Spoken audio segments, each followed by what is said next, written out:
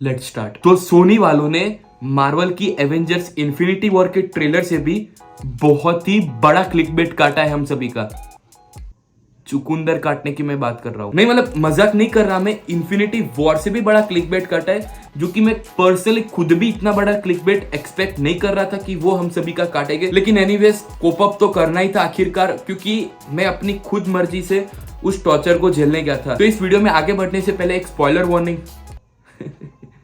क्या ही फर्क पड़ता है स्पॉइलर वार्निंग देने का, मैं तो खुद आपको इस टॉर्चर से बचाने के लिए आया हूं। तो मैडम वेब नाम के इस टॉर्चर का एक सिंपल से प्लॉट के बारे में डिस्कशन करें तो यहाँ पे कैसेंड्रा वेब नाम की एक बंदी दिखाई गई है, जो जिसका रोल प्ले कर रही है डकोटा जॉनसन, जो कि एक पैरामेडिक है न्यूयॉर्क सिटी के अंदर। 2003 के अंदर ये सभी स्टोरी लाइन टेक प्लेस कर रही है, जिसके साथ अचानक से एक एक्सीडेंट टेक प्लेस करता है, जहाँ पे वो अपनी पैरामेडिक की ड्यूटी पे एक बंदे को बचाते हुए पुल के ऊपर से, लिटरली पुल के ऊपर से वो पानी के, मतलब पानी नदी थी या समुद्र वो तो मुझे भी नहीं पता, उसके अंदर गिर जाती है। और जब उसको बाहर बचा के लाया जाता है by the Peter Parker's uncle, तब उसको अचानक से क्या ही हो जाता है कि उसको अपना फ्यूचर दिखने लगता है। और इसी इंसिडेंट के बाद से इस पिक्चर की मेन स्टोरी लाइन कंटिन्यू होती है कि वो कैसे अपने फ्यूचर को देखती है और वो कैसे 3 बंदियों से मिलती है, उनको मैनिपुलेशन तो हमारे साथ हुआ है, मतलब वो 3 बंदी को कैसे बचाने की कोशिश करती है और आखिर में जाके उनको कैसे बचाती है,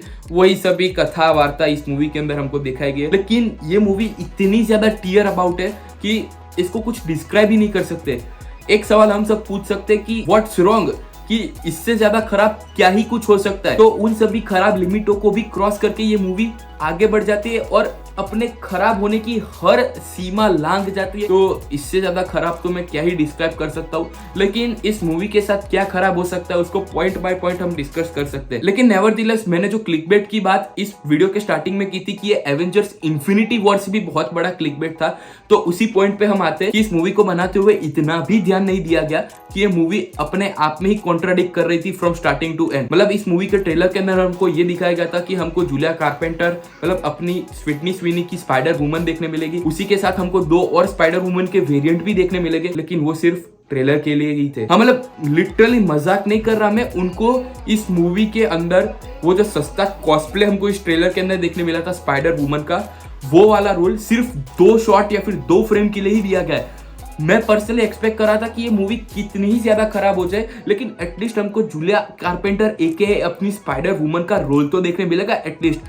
नहीं, इस मूवी के अंदर आप ढूंढ के मर जाओगे या फिर खोजते खोजते आप थक जाओगे, आपको उसका रोल बिल्कुल भी देखने नहीं मिलेगा, क्योंकि इस मूवी के अंदर उसका रोल है ही नहीं। लेकिन हम बात कर रहे थे कि खराब से खराब क्या हो सकता है, तो इतना ज्यादा कॉन्ट्रा इंडिकेटेड इन लोगों ने चीजें बना दी है। इस मूवी के स्टार्टिंग में कैसेंड्रा वेब खुद बोलती है कि I don't like family stuff और वगैरह वगैरह चीजें, लेकिन इस मूवी में एंड तक आते आते वो खुद एक फैमिली का पार्ट बन चुकी थी, जो कि उसने खुद बनाई थी। लेकिन बातें यहाँ पे खत्म नहीं हो जाती, इसी के जैसी कई सारी और क्रेजी स्टफ हमको इस मूवी के अंदर भी देखने मिलती है। इस मूवी की टाइमलाइन 2003 न्यूयॉर्क हमको बताई गई है, जहाँ पे एक मूवी का फ्रेम होता है या फिर एक सीक्वेंस होती है जहाँ पे कैसेंड्रा वेब एक मेडिकल डॉक्टर या फिर डॉक्टर के पास जाती है। तो वहां पे हम बैकग्राउंड में कंप्यूटर का जो मॉनिटर देखते हैं वो वही ओल्ड स्टाइल डब्बे जैसा था। लेकिन उसी सीक्वेंस के तुरंत बाद हम देखते हैं कि इस मूवी के मेन विलन के घर पे लिटरली 9 मॉनिटर ऐसे स्टैक्ड अप किए हुए, और उस 9 मॉनिटर का यूज करके 2003 के अंदर वो बंदा लोगों को लिटरली ट्रैक कर रहा है अपनी इमेजिनेशन या फिर अपने ड्रीम के बेस पे, और उनकी इमेज फॉर्म करवा के उनको ढूंढ रहा है पूरे के पूरे न्यूयॉर्क सिटी के अंदर। लेकिन इस मूवी ने अपनी क्रेजीनेस को एंड तक आते आते पीक कर लिया था, जहां पे लिटरली सोनी वालों ने इस मूवी को मनाते हुए इतना भी ध्यान नहीं दिया कि एक सीक्वेंस थी जहां पे मैडम वेब एक इंक्लाइंड, वो जो कटा हुआ इंफ्रास्ट्रक्चर था उस पे लेटी हुई थी, दूसरी तरफ से इज़ेकिएल सिम्स एक अपना सस्ता स्पाइडरमैन वहां पे चल के आ रहा था।